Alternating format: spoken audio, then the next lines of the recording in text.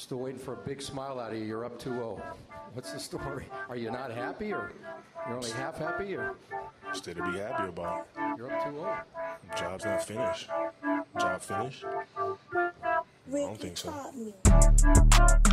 Welcome, ladies and gentlemen, to Rick's Blazing Takes. You could have been anywhere in the world, but you here with me. I appreciate that.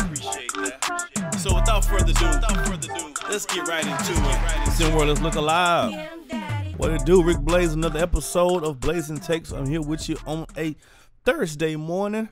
Hope you guys had a good time. I went and watched The Flash yesterday. Really quick. It was okay. It wasn't bad. I think DC are coming along with their movies. Their version of the multiverse, or whatever they're calling it, is definitely not as good as Marvel, for sure. It was okay. Their version of how they did the what is that called when he's in that moment, he's in the God dog, and I'm losing my thought. The Speed Force. Their version of the Speed Force I didn't like at all. Had I not watched the Flash TV series, I wouldn't understand what they're doing with the Speed Force. So I don't think they explained that part really well. But overall, it was some points a little corny in some areas, right? I feel like they was kind of like trying to redo the Back to the Future movie a little bit. It was kind of, I give it a C. I give it a strong C. It was okay. It wasn't bad. If they drop another Flash, a part 2, I'm assuming they'll get better. So anyway, that's not what we're here for. We're here to talk about, on yesterday, we started the voting process for the SimWorld Prep Saturday Showcase. And of course, as you know, whenever there's a voting process, there's a list of players to choose from. And as you guys know, when it comes to things like this, there's always some people that's going to be left off of the list. And I want to get into a few of those snubs on today. Now, when you think about All-Star, you think about the players. First of all, let's get one thing completely clear. It's not just about stats. If it was only about stats, then there's no need to have a voting process. You would just go down the league leaders in points, pick those people, the league leaders in rebounds, pick those people, the league leaders in assists, pick those people, so on and so forth. There's no need to have a vote. If it was just about stats, then there's no need to have a vote. Just go and see who's leading the league in these specific categories, and then just pick them. We have the voting process because it's not just about stats. Stats does play a part, but it's about the contribution to this player and what he means to that team, and how, me personally, I do put an emphasis on winning. I think a lot of players have empty calories or empty stats, meaning they have good numbers, but they're on a bad team, or they're able to get up a lot of shots because they're on a terrible team that don't have shooters, or, there's a lot of empty calorie stats. So I do tend to kind of give a little bit of recognition to those players who may be on a team that has playing more of a team ball concept, but they're winning, but they're a pivotal and important piece of that team. And those are the players I want to talk about on today. Now, when I talk about these players, the question is, well, if you put these players in, who do you take out? I wasn't going to get into who you take out, right? Because that becomes controversial. But, man, you know me. I love a little controversy, dog. It wouldn't be a hot take if I didn't say something controversial. So I'm even going to tell you who I think should not be on, and then who should be on in their place. Let's go. This is the part of the show where if you're easily offended and scared to hear your name called, you may want to leave and stop the recording now. We'll give you a moment. Okay, let's continue. Now that that's out the way, let's get to it. The first person I want to talk about as being snubbed on my all snubs list is Trey Truss. Trey Truss, my man, got snubbed. My man is averaging 11 points, 2 rebounds. I don't need to get into all the specifics. 48% from field goal, 55% from 3. He is top 5. He is number 5 in all of SimWorld with 56 3-pointers made. My man gets the job done, shooting 94% from the free throw line, and he is their team captain. Run DMV has made it all the way back from the grave to the heap of the mountain, and a lot of that rides on the shoulders of their character of the captain, Trey Truss. Trey Truss got snubbed. Trey Truss got snubbed by God. Trey Truss got snubbed. Trey Truss should have been on the list. Now, who would you take out for Trey Truss? I'm glad you asked. Well, I don't have to go too much further to figure out who I would take out. I would take out his teammate, Cameron Bracken. They average about the same amount of points, except everything else, Trey Truss does a little bit better. Field goal percentage is about the same. We talking about numbers. Bracken has 16 threes on the year, and of course Trey Truss has 56 on the three.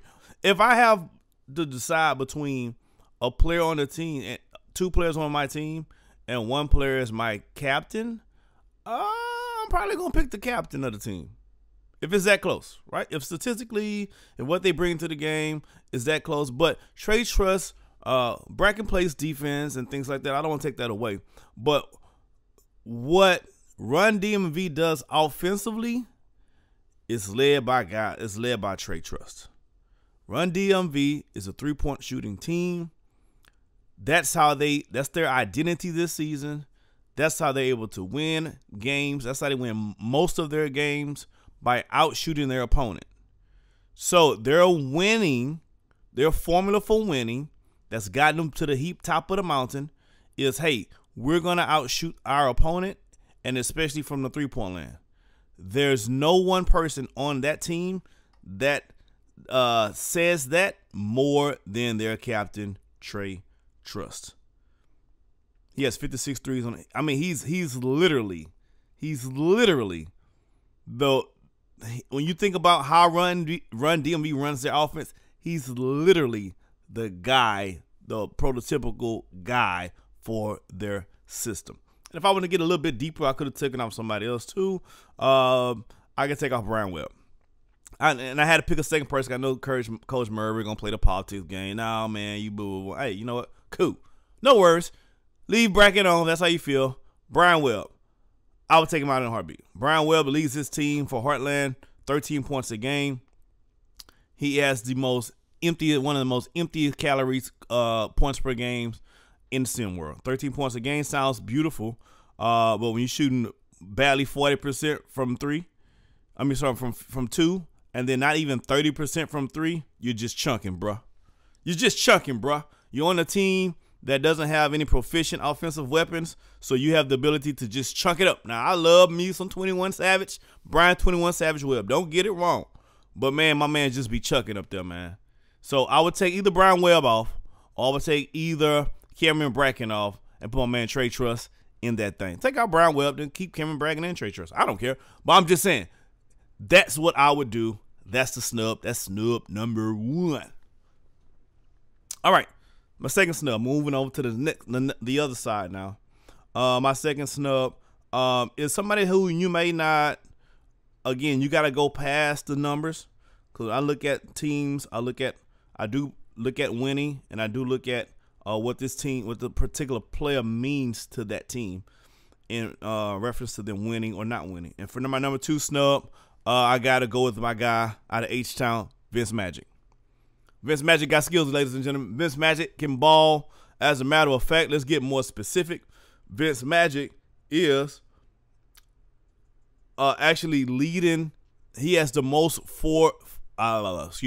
He has the most fourth quarter points over a 5-game stretch for H-Town when they was doing their thing on the winning end. Now, things have changed a little bit. They have a new coach, right, that stepped in since then.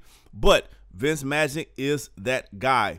I think they might be getting away from guard heavy. I see Tyrell Thompson recently has been kind of uptick in his minutes and in his shots. So with the new coach, they may be changing it up. But before the new coach came in, if they needed a clutch bucket, Vince Magic was their guy. He is a de facto best point guard for their team, leading their team in assists at 3.4, averaging 8 points a game, 3 rebounds, and 3 assists. Again, we're not just looking at the stats, we're looking at the impact. I'm not just looking at the stats, I'm looking at the impact. If you take Vince Magic off this H-Town Hoopers team, this team does not have a true fourth quarter score, and they do not, besides Genov, they do not have a guy that can get guys their shots in positions that they want get him in when they run in the court. I like Ethan Carter. He's more of a shooter. He's more of a volume shooter. I like Genov. He can do a little bit of everything. But the engine that makes this team go from the point guard position, is Vince Magic. H-Town Hoopers does not have as many wins if Vince Magic is not doing his magic, especially in the fourth quarter of games where he was on a tear. He had something like 37 or 40 points in 3 games in just the fourth quarter. He was getting it done, son, for his team. Vince Magic, my man, got snubbed. Now, who do you take off? I'm glad you asked. Let's get into it. Here on BLAZIN Takes, we're getting rid of all of the empty calories. Take those empty calories and throw them out the window. If you're going to have a cheeseburger, have a cheeseburger. Don't give me this fake stuff. I don't want that fake mess. Take the empty calories away. So I got to take away a player who has stats, empty calorie stats, that means nothing to his team whatsoever. Azad Abdul Rahim. And I said his name right, I think. Said it. 6'5" guard from Middle East. He's leading his team with 12 points a game. It is the most empty calorie 12 points a game I've ever seen in my life. My man is shooting 37% from the field. He's chunking. He's just chunking, coach. He has 57 threes, but he's shooting it at 40%. Stop shooting. You're chunking. This is what happens when you're on a team that is deprived of talent. You get to get on there and be big man on campus when you should be little man on campus. Hey, Middle East has won 3 games all season. So if I take out the chunker, what, they win two now? I mean, what difference is this making whether I do or don't have the chunker on the team? I like Azad Abdul Rahim. I think he's a solid player. I'm not taking him over Vince Magic, though. He doesn't mean more to his team than Vince Magic means to his team. Vince Magic's team is on the way to the race to 1. He's on his way on vacation. He's on his way to visit his grandma's house in the summertime. That's what my man is on his way to. Middle East, I don't know if SimWorld has a situation where you got to have everybody representing for all parts of the globe. I know it's a business. I know boys trying to get paid. I know boys got sponsors. But hey, you tell them Camels, we're going to holler at y'all another day because Abdul Rahim is taking a spot of someone more deserving. Vince Magic, the Magic Man Magic Man, I wish you was there, brother. That is a snub. Whew. All right, last one. My third person that is on my snubs list. And you know, this person I'm about to mention, he's not one to mince words. He's not one to be quiet. These other guys, Vince Magic probably not going to say anything. Trey Trust is not going to say anything. But this guy has no problem telling how he feels, and that's Corey Yams. I got to go Corey Yams as a snub. This is an easy snub for me. A lot of what he said himself in one of those threads, I'm just going to piggyback off of is true. Showtime has been a top 5 defensive team pretty much all season. And a lot of that, they play really good team defense, but a lot of that rides on the shoulders of number 50, Corey Yams, who, by the way, leads his team in minutes played per game, which is a whole nother situation. They have the number 1 player in the world, in SimWorld, and he plays more minutes than the number 1 player in the world. Why is that? Ask yourself, why is it the guy that averages 6 points a game? Why does he play more minutes than anyone else? I'll tell you why. Because they're a different team when he's not on the court. I think Siege said it, or LBO, one of them said it in one of the broadcasts, the last broadcast game for Showtime. They are a finesse team. Think about that. Showtime is a finesse team when number 50 is not on the court. He changes the dynamic of their team defensively. I like Jackson McLean, but Jackson McLean doesn't do as much on the defensive end than what Corey Yams does, because his ability to hold several people and know his positions and cover up for mistakes people make. That's what a player like that does. Averages 6 points a game. Look at the stats. 6 points a game. He leads his team in rebounds, 7 rebounds a game. He's about 2 assists a game and a block a game. And it's not like he don't have any offensive moves. He's shooting 54%, almost 55% from the field. He just averaged 4 shot attempts. He just don't shoot. He just don't get, because of the team he's on, he just don't get the ball. He doesn't get the shot attempts. But let's say this. I'm going to say this. Without him being in the game, is playing as many minutes as he plays, Showtime doesn't have this record. Look at the stats. I went in and I looked at the stats. I'm not going to get down into too many of the technical numbers, but every single big, fact check me. You know I keep my receipts. Every single big that Corey Yams has went up against so far this season has held them to less than their average and less than their average shooting percentage. Fact check me. Pick a big. Each and every big he's played against this season have scored less than their average and or less than their shooting percentage. A good a recent example of this is when they played against SimWorld Europe. My man Vekic, who I love, had 18 points, 11 rebounds. Now, if you're just looking at stats and you're not really watching what's going on, you'll be like, yo, Vekic, 8.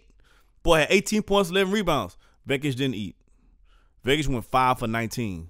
Vekic shot 37%, bro. Vekic was chunking up there. Now, 11 rebounds. A lot of those 11 rebounds because your team is chunking. So, it looks good on paper. When you break it down, Vekic probably, that wasn't Vekic's finest game. That wasn't his finest hour. He was chunking the ball because number 50 had him chunking the ball. You got to get top 5 defense with Showtime. They're not the same team. They're right now on a 6-game win streak. My man Corey Yams got snubbed. Now, who do you take out? Well, this is an easy one. I didn't even have to look too far. Richard Hennessy, man, please. Cut it out. Cut it out. There's no way. There's no way. There's no way I'm taking Richard Hennessy over Corey Yams. I mean, no disrespect. I'm just gonna call. Hey, I'm just calling how I see it. Now, if you scared to get your little feelings hurt, then you should have cut the video off a long time ago. Richard Hennessy, hey, my man averaging 10 points, 9 rebounds, 2 blocks. I'm not. Look, his stats look good. I'm not here to argue his stats. Again, we're going past the stats. Stats don't say anything. We're just going by who has the most stats. Again, we would just put it like that. But when you look at it, it is what it is. So far, shout out to SimWorld overall. They got a really good job. I think they got 85% of these names correct. I just want to talk about those 3 snubs, man. Hey, man, for those 3 snubs, man, y'all keep your head up, keep balling. I see y'all. I'm looking forward to see. And notice, all 3 of those snubs are going to the race to 1. Isn't that a coinkydink? The guys that got snubbed are on their way to the playoffs, and the guys that I should have taken, that I suggest to take out, are on their way to their grandma's house. I see y'all tomorrow.